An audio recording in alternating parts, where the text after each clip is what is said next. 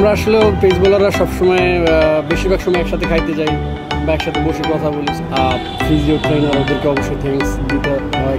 3 থেকে 4 জন pace bowling কোচের অধীনে আপনারা কাজ করেছেন এখন পর্যন্ত। আমি যদি মূল্যায়ন করতে বলি, কাকে কীভাবে মূল্যায়ন করবেন এবং এখন বর্তমানে যিনি আছেন বা আপনাদের যে এই যে একটা টিম, এটাকে দাঁড় করানোর পেছনে আসলে কার ভূমিকা ছিল?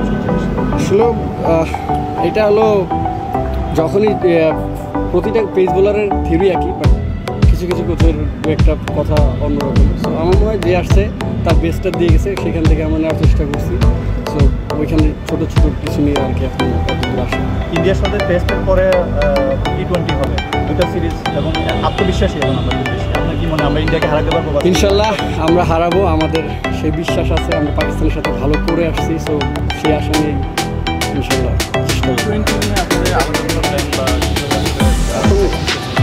আমাদের যে প্র্যাকটিস সেশন সোলফার সুন্দরভাবে সাজিয়েছেন, আমাদের প্র্যাকটিস ম্যাচ সিনারিও করতেছেন, আবার প্র্যাকটিস ম্যাচ আছে। সো আমার মনে হচ্ছে কিন্তু আমরা ভালো একটা প্রিপারেশন নিচ্ছি। বিলকুল, আমাদের পেস এটা নিয়ে এখন সবচেয়ে বেশি আলোচনা হচ্ছে, ইন্ডিয়াতেও আলোচনা হচ্ছে। এখন ভারতের সঙ্গে আমাদের টেস্ট সিরিজ পাকিস্তানে খুব ভালো করলাম, ওদেরকে হোয়াইট ওয়াশ করলাম। কী প্রত্যাশা এই দলটার কাছে, এবং আপনি যেহেতু টিমের সাথে ছিলেন, এই গ্রুপটার সাথে ছিলেন? আলহামদুলিল্লাহ আমাদের একটা হেলদি পেস অ্যাটাক আছে বাংলাদেশে। এখন যারা বাইরে আছে তারাও খুব ভালো। সো পাকিস্তানও আমরা ভালো করছি ইনশাল্লাহ। সেই আশা আমরা ইন্ডিয়াও ভালো করবো, কারণ আমাদের যতগুলো পেসগুলো আছে সবাই খুব ভালো ফর্মে আছে এবং রিদমে আছে।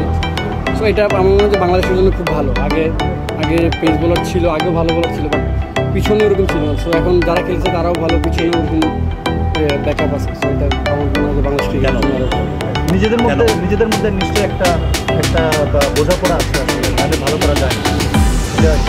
আমরা আসলে পেস বোলাররা সবসময় বেশিরভাগ সময় একসাথে খাইতে যাই বা একসাথে বসে কথা বলি। তো খেলা বিষয়ে অনেক কথা হয়, তো এই বোঝাপড়াটা অনেক ভালো। শরীফুল ইঞ্জুরি একটা সমস্যার কারণে টেস্ট সিরিজটা খেলা হলো না। T20 তো আশা করি যে আপনি থাকবেন এবং খেলবেন ইনশাল্লাহ। আস্তে আস্তে কাজ শুরু করছি, রিহ্যাব করতেছি, প্রতিদিন বোলিংও করতেছি। সো ইনশাল্লাহ আমার মনে হয় যে 2 তারিখের আগে টিম যাওয়ার আগে ঠিক ফিট হয়ে যাবে।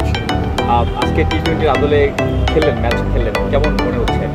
আলহামদুলিল্লাহ ভালো। অনেকদিন পরে আবার সাদা বলে ধরছি, সো খুব ডিফারেন্ট লাগতেছে, কারণ কিছুদিন লাল বলে খেলছি, তো ভালো লাগতেছে। এখন তো এদের উপর অনেক ডিপেন্ডেন্ট হয়ে যাচ্ছে, তো দেখছি আমরা ছোটো পর্যন্ত বল করা লাগছে বা লাগতে পারি। সেক্ষেত্রে আপনার কি এক্সপেক্ট করছেন আপনার?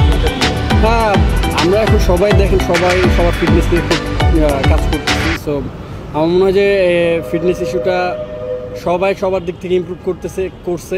সো ইনশাল্লাহ আমার মনে হয় না বিশ্ববার কোনো ফ্যাক্ট হবে এখন পেস বোলারদের বোলিং করতে। ওই প্রশ্নের সাথে একটু যোগ করি, আপনাদের স্কিল নিয়ে অনেক বেশি প্রশংসা হয়, পেসারদের স্কিল নিয়ে।